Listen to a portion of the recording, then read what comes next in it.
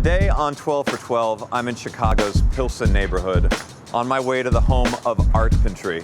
Now, Artpentry is the private gallery and studio of artist Floyd A. Davis IV. And Artpentry comes from his hybrid of art and carpentry approach to making sculptures, paintings, artwork, all sorts of different media. He is amazing at creating large format sculptures and branding them into something really, really cool for marketing return on investments for his clients. He is a Renaissance man. He's also a rapper, an MC, a music producer, and he's got one of the most beautiful beards you'll probably ever see on this show or any.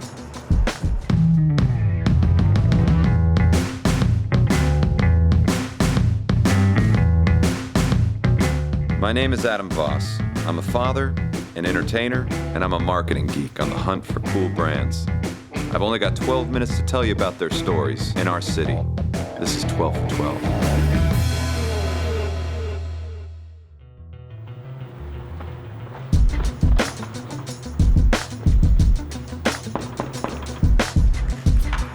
Floyd, Adam Voss. Welcome. Nice to meet you. Nice to meet you. Wow, this is quite a place. Yeah, here it is.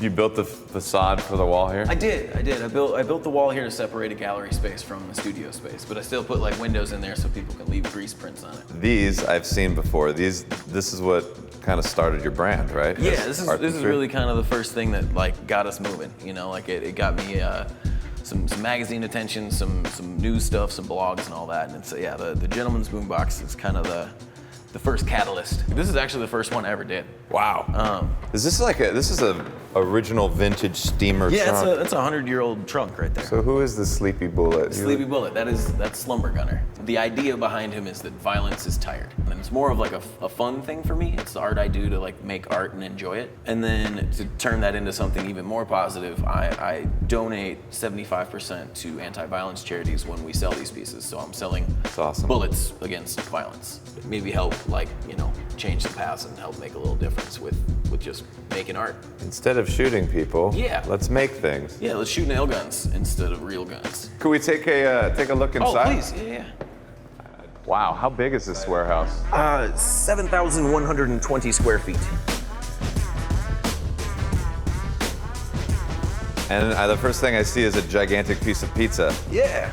This is a prop I built for a music video for my friend Show You Suck, who is a Chicago rapper. He also works here often and helps me do things around here. And then over there you've got a gigantic, what is it, an ice skate? Yeah, it's a hockey skate. I get a lot of fun contracts from Red Bull. They wanted me to make a piece of art that would speak to the competition that they were holding called Crashed Ice. Something for people to like take pictures with and like get excited about the event. But then when we got it back, and the Hawks won the championship, they asked me to adapt it to be like Blackhawks friendly. Nice. And then they put it out on right in front of the Union Station during the parade. And then Lady Liberty back there? Ah, Lady Liberty. This is a fun house. When they wanted my version of a crashing Statue of Liberty, that was really exciting to I sculpted this whole thing with an angle grinder and a chainsaw. It's not something you get to do every day. It's dystopian and beautiful at the same time. Thank you. So this is a commission piece that they were saying come up with the concept, design the thing as you will, but behind you, they're saying... They sent me the designs, what they wanted and stuff, and I knocked this out for, it was actually a commercial for Hallmark. This was like we want this thing that looks exactly like this, can you do that? And I said, yeah, I can do both of those things. That's kind of the Artpentry. Exactly, and this kind of stuff is necessary to drive the business. Right. And this kind of stuff is necessary to drive the brand. And the heart and the mind. And exactly. One of the things that I noticed right away is the hashtag. How often are you creating work that goes viral? I think ultimately that's the goal of every client. We do a lot of stuff that there's always going to be that like digital marker where they can be able to access it, or the crowd, whoever's seeing this or whoever's experiencing whatever marketing activation or art piece or anything that we do is usually going to have some sort of hashtag on it nowadays when it's for a brand. With all the social media stuff and with all these things that can connect you to that digital world, it sends it to thousands and thousands more people. And it's really kind of put some rocket boosters behind what I do, because some Some random dude can walk in here and within his phone, he's got connection to 30,000 people, and he takes one picture of one thing I did, and then all those people know what's up.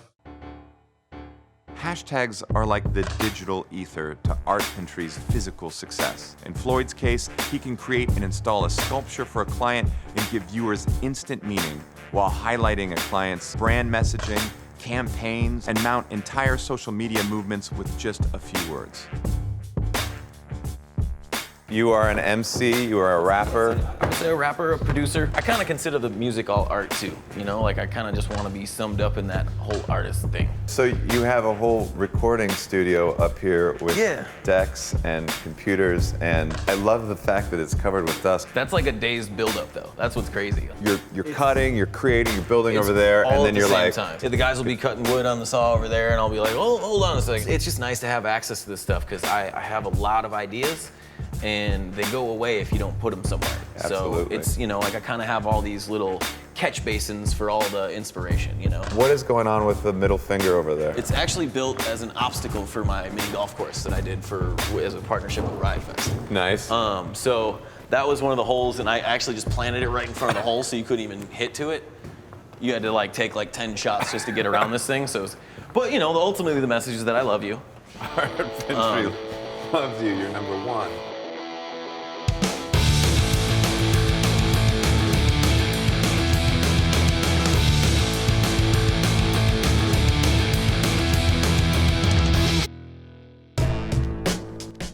Which leads us to your shop. Yeah. My goodness. This is where we make the dust that covers all my stuff. And then paints and supplies and everything. Yeah, you know, all the stuff to make the stuff. Wow. We got, you know, and then the little taxidermy sprinkled in.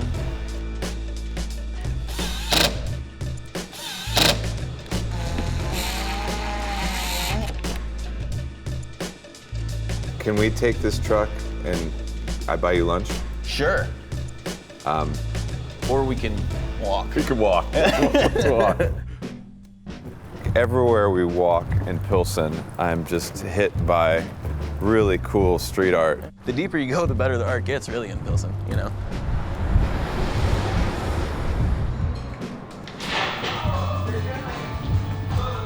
I love the old wood. Yeah. It's very I cool. think there's like this weird dilapidated thing happening here that they left.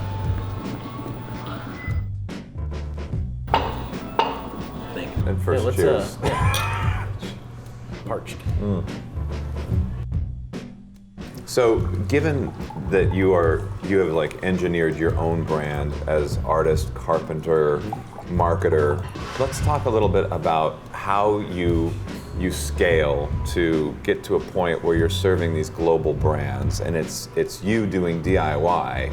I'm still figuring it out, you know. Like every day is completely different, and I'm trying to find a balance where I know that if I grow too fast, I'm gonna lose control of it. Ultimately, like the price people pay and the price I charge is what it costs to make me do the work. That's what I'm saying. Yeah. And it's like that. The price tag has to be inspiring, but it also has to make sense that I can keep this going. Oh boy. Oh wow.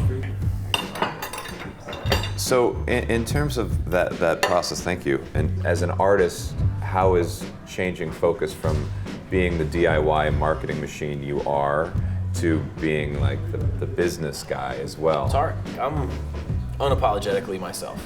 And when you meet me, you meet Artpentry, you meet the middle fingers and the sharks and all of that. Even the business guy is still that guy. From the point you started in 2008 to now, you've learned hyper-accelerated business lessons there. Yeah. I get black eyes every other day. The difference between a successful artist and a person who says that they could have been an artist is that they just don't give up. And I think as an artist and as a creative, it's like that's the most powerful thing about it, is that it's really the only way you can take the worst things in life and make something positive out of it. The art scene has blown up in Pilsen. Mm-hmm. Yeah, I mean, I love Pilsen. Pilsen let me be who I was supposed to be. You know, like I never felt like me until I got here. The Chicago Art District's Art Walk, which is what, the second Friday? Second Fridays. The idea that I could start my business and be part of something that was already exposing it to thousands of people already was a big deal. All the people come in, they respond to the work, and they make you feel good about what you're doing, and it's like, oh yeah, you know what? I got energy to do this for one more month.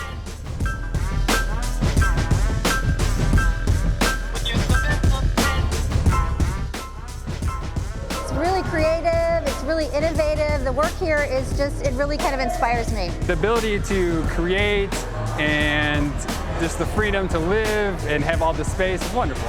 I think this is a really interesting time because individuals can do lots of incredible things and get the exposure that in the past they would never have gotten. It's really fun. A successful brand isn't about $1 billion marketing budget. It's not about a huge corporation, global international partners. It's about passion. It's about your story and telling it well, believing in what you do and doing it well. And for Floyd A. Davis, the fourth, and the folks at Artpentry, they're building a brave new world. Better watch out.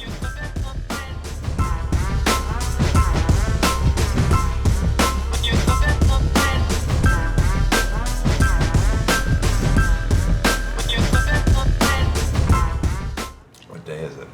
I don't know. Thank you. You're welcome. Thank you. Do it again. Yeah, cool. Do it again. Yeah, cool. Do it again. Yeah, cool.